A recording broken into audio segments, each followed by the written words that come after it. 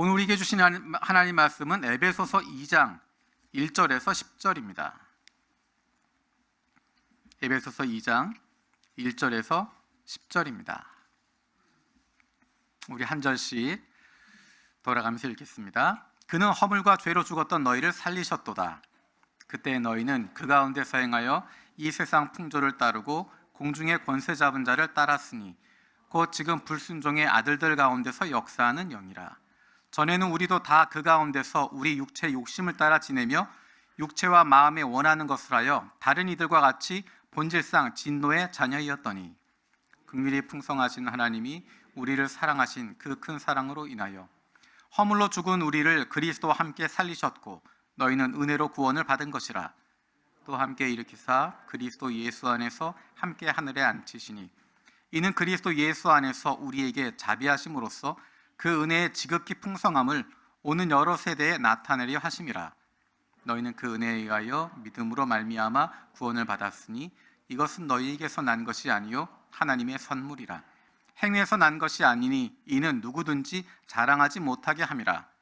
우리는 그가 만드신 바라 그리스도 예수 안에서 선한 일을 위하여 지으심을 받은 자니 이 일은 하나님이 전에 예비하사 우리로 그 가운데서 행하게 하려 하심이니라. 아멘. 한 번 더 인사하겠습니다. 메리 크리스마스.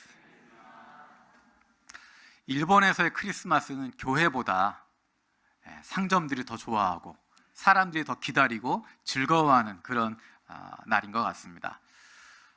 KFC는 예약하셨나요? 제가 일본에 와서 놀랬던 크리스마스 전통이 KFC를 먹는 날. 모르시는 분 계셨군요. 혹시나 하는 마음으로 크리스마스에 한번 나가보시면 다 매진입니다.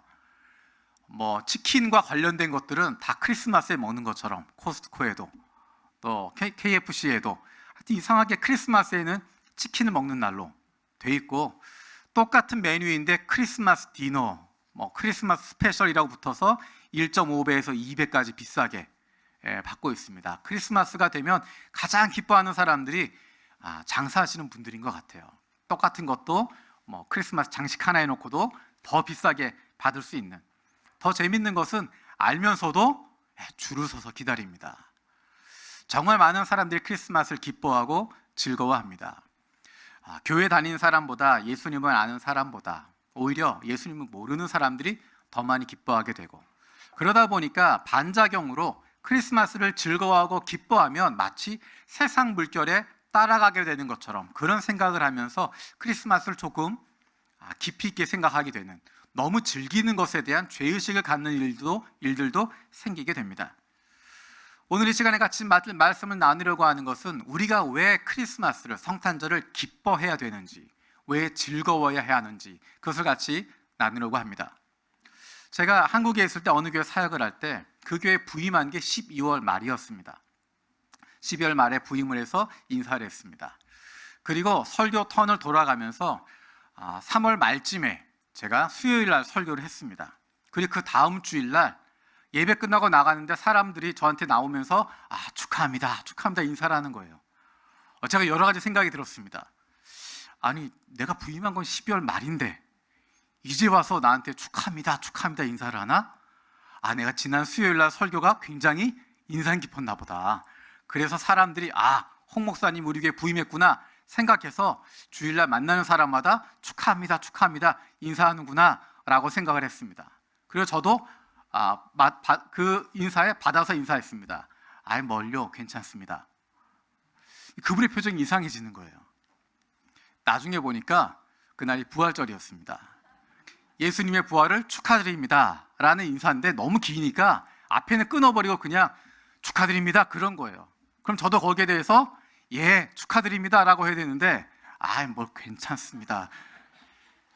우리가 크리스마스를 기뻐하고 즐거워하는데 왜 기뻐하는지, 왜 예수님이 오신 것이 중요하다고 이야기하는지, 산타크로스가 성탄절의 주인공이 아니라 예수 그리스도가 성탄절의 주인공이고 그분이 소중하다고 하는 것, 그 이유를 정확히 알지 못하면, 다시 한번 기억하지 않으면 어쩌면 제가 했던 것 같은 그런 실수를 저지를 수 있게 됩니다. 성경은 우리에게 예수 그리스도가 왜 필요한지를 반복해서 이야기하고 있습니다. 지난주에 설교할 때 하나님께서 우리를 사랑하시고 창조하시고 은혜를 주셨는데 그분께서 우리에게 주신 가장 좋은 선물, 인류 가운데 누구도 피할 수 없는, 피하면 안 되는 가장 좋은 선물이 예수 그리스도, 그리고 지금이라는 시간, 그리고 교회 공동체라고 이야기했습니다. 오늘은 2000년 전에 우리의 역사 가운데, 우리의 인생 가운데 오신 예수 그리스도, 육신으로 오신 예수 그리스도, 그분을 기억하고 감사하는, 그리고 다시 이 땅에 오실 예수 그리스도를 기대하고 소망하는 성탄 주일입니다. 우리가 왜 이렇게 기뻐해야 되는지, 왜 이렇게 즐거워할 수밖에 없는지, 왜 이렇게 행복할 수밖에 없는지 하는 것을 다시 한번 기억했으면 좋겠습니다. 오늘 읽었던 본문 에베소서 2장 1절에서 10절에는 우리가 왜 예수님이 필요한지를 분명하게 이야기해 줍니다. 그래서 세 가지 단계로 이야기합니다. 예수 그리스도로 말미암아 구원받기 이전의 상태, 그리고 예수 그리스도로 말미암아 구원받는 과정이 어땠는지, 그리고 구원받은 후에 우리가 어떤 존재가 되었는지를 분명하게 설명하고 있습니다.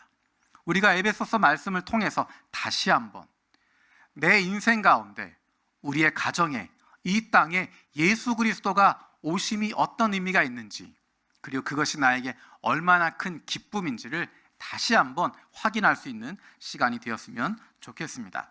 우리 먼저 1절에서 3절 말씀 세 번역으로 같이 읽도록 하겠습니다. 시작. 여러분도 전에는 허물과 죄로 죽었던 사람들입니다. 그때 여러분은 허물과 죄 가운데서 이 세상의 풍조를 따라 살고 공중의 권세를 잡은 통치자, 곧 지금 불순종의 자식들 가운데서 작용하는 영을 따라 살았습니다.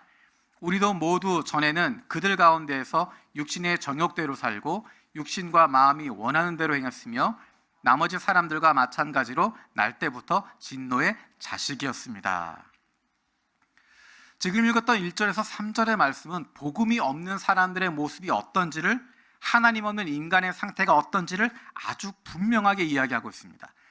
남들의 이야기가 아니라 바로 내 이야기입니다. 바로 내가 그렇게 살았다는 것입니다. 바로 내가 예수 그리스도가 없을 때는 그런 존재였다라고 하는 것을 분명하게 이야기하는 것입니다. 우리는 죽었던 존재다라고 이야기합니다. 허물과 죄로 죽었던 존재들입니다. 허물과 죄로 죽었던 사람들입니다. 처음부터 우리는 선했던 사람, 의로웠던 사람, 거룩한 사람이 아니라는 것입니다. 우리는 죄와 허물로 말미암아 죽어있던 사람들이다. 예수 그리스도를 만나기 전에는 이미 죽어있던 사람들이다. 죽어있다라고 하는 것은 이 땅에서 육신의 죽음만 이야기하는 것이 아닙니다. 마지막 심판 때에 얻게 될 죽음, 그것만 말하는 것이 아닙니다. 물론 최후의 심판 이후에 영원히 하나님 없는 영벌 가운데, 지옥 가운데 들어가게 될 그 죽음 가운데 들어갈 것을 이야기합니다. 하지만 그 죽음에는 이 땅 위에서 누리게 될 실제적인 죽음의 문제도 이야기합니다. 영적으로 죽어있는 사람은 하나님과 소통할 수 없습니다. 하나님과 교통할 수 없고 생명이 그 안에 없습니다. 그래서 죽은 것입니다. 육체적으로는 살아있다라고 이야기하지만 이미 생명이 끊어져 버렸기 때문에 영적으로 반응할 수 없고 하나님에게서 멀리 떨어져 있게 됩니다. 여러분, 장례식에 참석하면 마지막 순서가 그 누워있는 분의 얼굴을 보고 인사를 하는 겁니다. 여러분, 가끔 그 생각 들지 않으십니까? 내 얼굴보다 깨끗하네. 관 안에 누워있는 분이 나보다 화장을 더 잘했네, 나보다 더 살아있는 것 같은 느낌을 받을 때가 혹시 없으신가요? 정말 예쁘게 꾸며놓습니다. 마지막 가는 길이라고 예쁘게 옷을 입혀놓기도 하고 가장 좋은 모습으로, 가장 아름다운 모습으로 꾸며놓습니다. 그래서 돌아가신 게 맞나 싶을 정도로 정말 살아있는 것 같은 그런 모습들을 볼 때가 있습니다. 하지만 우리는 알고 있습니다. 살아있는 것 같지만, 생명력이 있는 것처럼 보이지만 죽어있다는 것입니다. 이미 죽어있는 것입니다. 구원받기 이전에 우리의 상태는, 하나님 없이 살고 있는 우리의 존재는 살아있는 것 같지만 죽어있던 존재라는 것입니다. 겉으로는 화려하게 꾸며도 겉으로는 자신감 있게 사는 것 같아도 그 속에 생명이 없는 죽어있는 존재다라고 이야기합니다. 죽어있는 존재와 생명 있는 존재의 차이가 무엇일까요? 죽어있는 존재는 무엇인가에 종속되어 있습니다. 다른 이야기로 이야기하면 내 의지대로 할 수가 없습니다. 죽어있는 존재이기 때문에 무엇인가에 끌려가게 됩니다. 내가 원하지 않지만, 내가 바라지 않지만 따라갈 수밖에 없는 것입니다. 혹은 내가 원하는지 원하지 않는지도 알지 못하는 채로 다른 외부 세력에 의해서 끌려가는 노예 상태로 있다는 것입니다. 바울은 구원받기 이전의 모습을 이렇게 이야기합니다. 이 세상 풍속을 쫓아 살아갔다. 다른 사람들을 살아가는 대로, 세상의 가치관대로, 세상의 흐름대로 따라가고 있었다. 공중의 권세 잡은 통치자 곧 불순종의 자식들 가운데 역사하는 영을 따라 살았다. 악령을 따라 살아가게 되었다는 것입니다. 육신의 정욕대로 살아가게 되고 육신과 마음의 욕심을 따라가는데 사로잡혀 있었다는 것입니다. 죄의 본성을 따라서 살아갔다는 것입니다. 생명이신 하나님을 모르면, 생명 주시는 하나님과 관계없이 살아가면 사람들은 무언가를 따라가게 되고 세상 사람들의 살아가는 방식대로 나도 모르게 그 길을 쫓아가게 됩니다. 그것은 영적인 흐름이 있기 때문입니다. 내 마음대로 살아가는 것 같지만, 내가 자유를 누리는 것 같지만 실상은 공중 권세 잡은 자 사탄의 노예가 되어서 사탄의 노예가 된 상태로 살아가게 된다는 것입니다. 사탄의 노예가 된다고 하는 것은 다른 이야기로 표현하면 하나님의 적이 되는 것입니다. 하나님과 대적하는 것이 되는 것입니다. 그러면 하나님과 대적하면 그 결과는 무엇이겠습니까? 3절에 이야기하는 것처럼 진노의 자식이 된다는 것입니다. 하나님을 거역하게 되면, 사탄에게 종되게 되면 그는 진노받을 수밖에 없는 진노의 자식이 된다는 것입니다. 내가 원해서 죄 지은 게 아니다 라고 이야기하겠지만, 내가 그렇게 살고 싶어서 그런 게 아니다 라고 이야기했지만 점점 우리의 손으로, 우리의 발로, 우리의 몸과 마음으로, 우리의 온 인격으로 생명 되시고 창조주 되신 하나님을 거역하게 되고 대적하게 되고, 하나님이 창조하신 세상을 파괴하게 되고, 하나님의 형상인 나 자신을 파멸로 몰아버리게 되고, 우리의 이웃을 저주하고 죽여버리게 됩니다.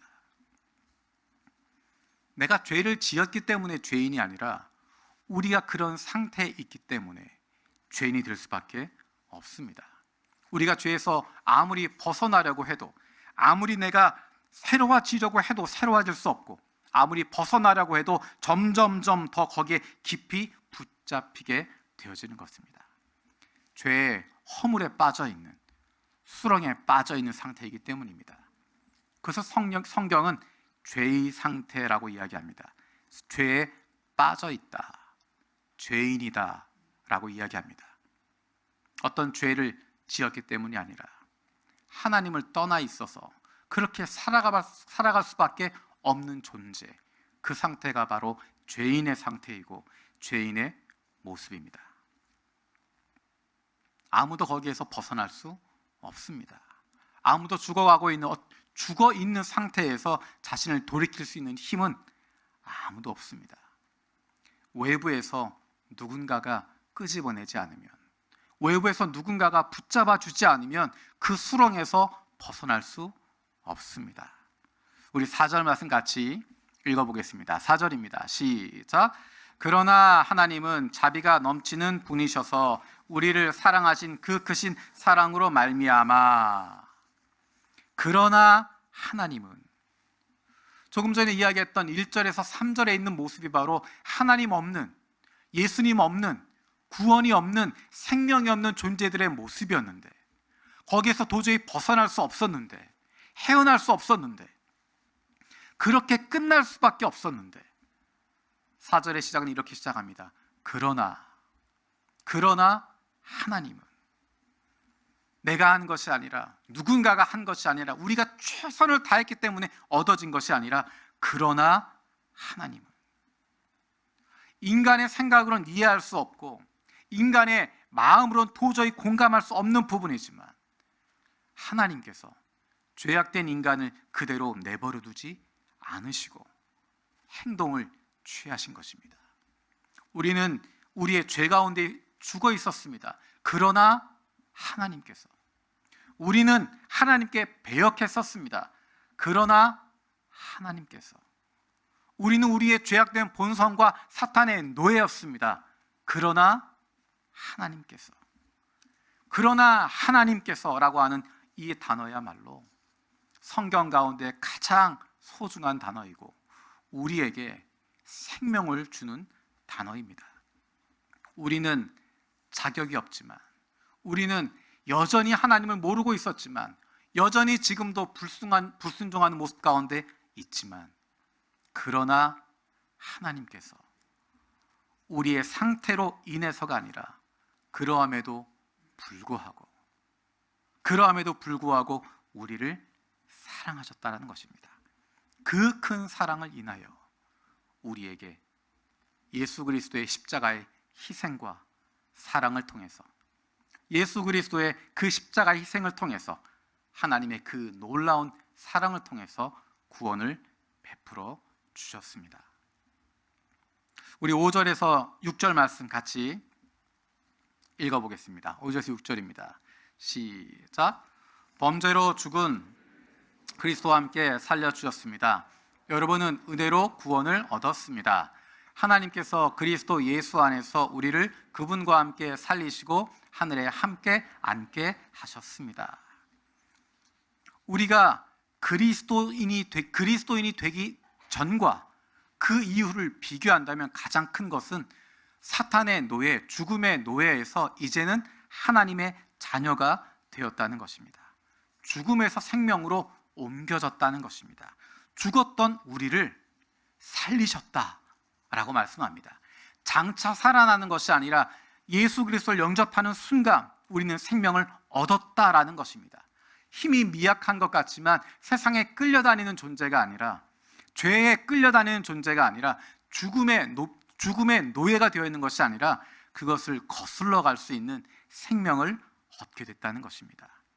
꽃단장하고 누워있는 시체가 아니라 빈약하지만, 연약하지만, 모자라지만 생명을 가지고 있는 사람이 되었다는 것입니다. 하나님께서 죽음과 사탄에게 종속된 우리를 그리스도와 함께 일으키셨다라고 이야기합니다. 우리가 사탄의 종이 될 수밖에 없는 이유는 죽음 때문입니다.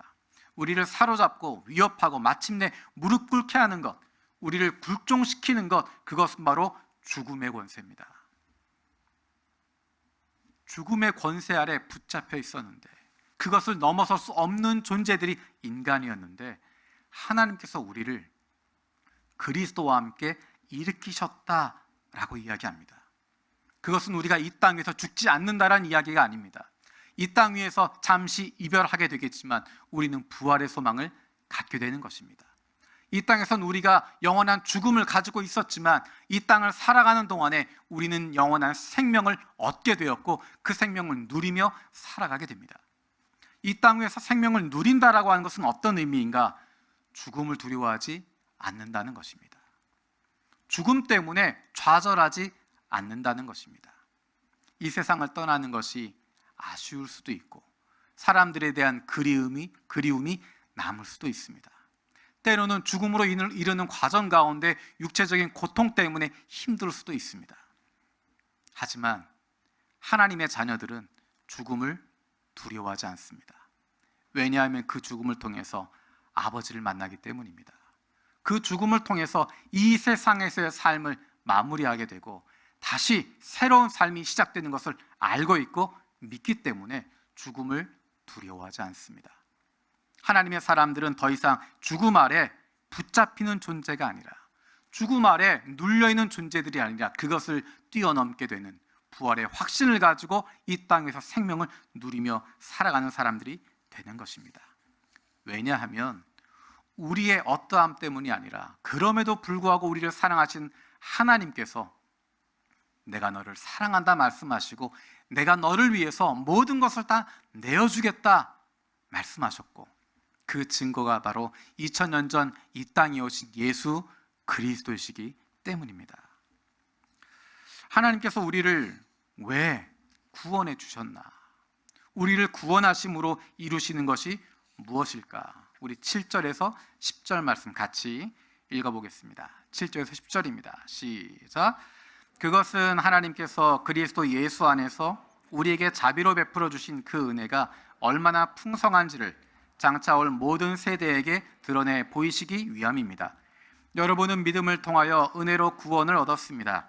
이것은 여러분에게서 난 것이 아니요 하나님의 선물입니다. 행위에서 난 것이 아닙니다.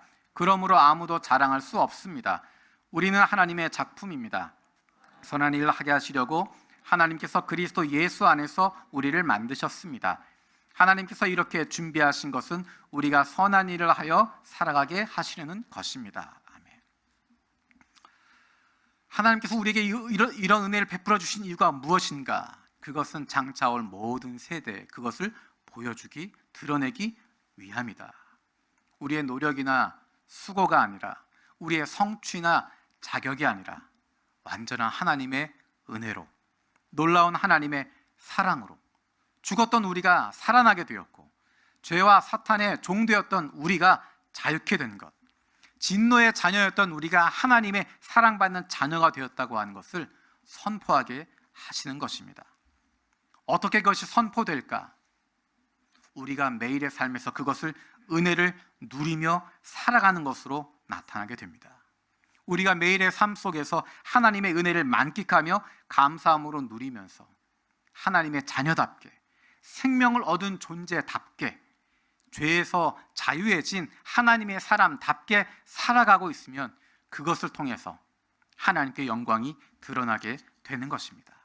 우리의 그런 삶을 통해서 놀라우신 하나님의 사랑과 은혜가 드러나게 되는 것입니다. 하나님께서 이스라엘에게 원하셨던 것이 바로 이러한 모습입니다. 그리고 베드로전서 2장 9절 말씀을 통해서 우리에게 주신 명령도 바로 그것입니다. 생명이신 하나님께서 주신 놀라운 축복을 마음껏 누리며 살아라, 만끽하며 살아라. 그를 통해서 하나님의 이름을 높이고 하나님께 영광이 되는 것이고, 세상으로 하여금 하나님의 능력과 권세, 그리고 놀라운 하나님의 은혜와 사랑을 볼 수 있도록 해라. 그리고 그로 말미암아 어둠 가운데 있는 그들이 빛 되신 하나님께로 나올 수 있도록 해라 라는 것입니다. 우리 10절 말씀 다시 한번 읽어보겠습니다. 10절입니다. 시작. 우리는 하나님의 작품입니다. 선한 일을 하게 하시려고 하나님께서 그리스도 예수 안에서 우리를 만드셨습니다. 하나님께서 이렇게 미리 준비하신 것은 우리가 선한 일을 하여 살아가게 하시려는 것입니다. 우리는 하나님의 작품입니다. 하나님의 작품이기 때문에 우리에게 하나님의 가장 완전한 선물, 가장 좋은 선물 예수 그리스도를 이 땅에 보내주셨고, 우리가 어떻게 살아감에도 불구하고, 어떠한 모습임에도 불구하고 이 땅에 오신 예수님으로 말미암아 기뻐하고 즐거워할 수 있는 것입니다. 특별히 이번 일주일 보내는 동안에 토요일까지 우리가 만나는 사람들에게 메리 크리스마스의 기쁨을 전하고, 내가 받은 기쁨, 내가 받은 그 사랑을 우리 주변에 있는 사람들에게도 기쁨으로 나누어 주고 성탄을 축하하고 기뻐할 수 있는 하나님의 사랑받는 자녀들 되기를 원합니다. 기도하겠습니다.